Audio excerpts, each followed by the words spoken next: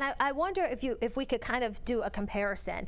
If we take a look at September of, say, 2019, right, and what that school year was like, everything was normal, and then September of 2020, where we had maybe those hybrids and the trepidation and so much uncertainty. Where are we sitting in this school year of 21? So, Dr. Zwicky, I'll start with you.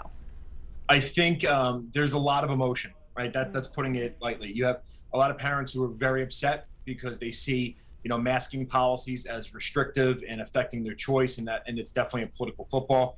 And then there are other parents who are very upset with school administrators saying that we're not doing enough because we're not saying that we're going to execute masking policies for forever, and that we're allowing things like sports and allowing students to go maskless outdoors. Tonight is our home opener football game against Irvington, and we're going to have both bands there, full stands, and there's no masks outdoors, right? There are some people who are very, very upset about that.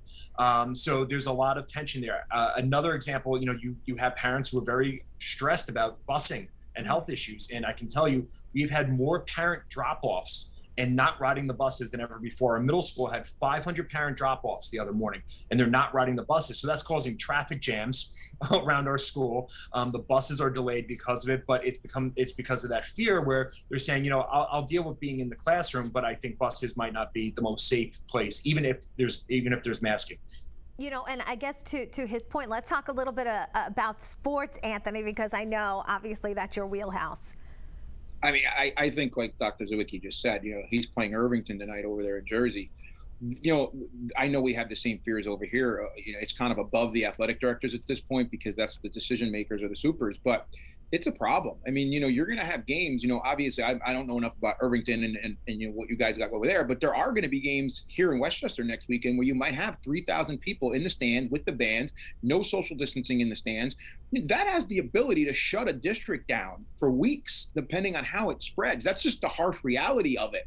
So, we're following the guidelines because the guidelines are somewhat allowing this, but all of a sudden, if school districts start to go down because of these events, I think you're going to see a quick magic wand come from both governors locally, right? From Murphy and from Hochul. They're going to put an end to that because the idea here is to try to keep our buildings open. And I was against sports last year as a coach because I felt we needed to get our kids in the building first before we worried about athletics. That was just my take on it.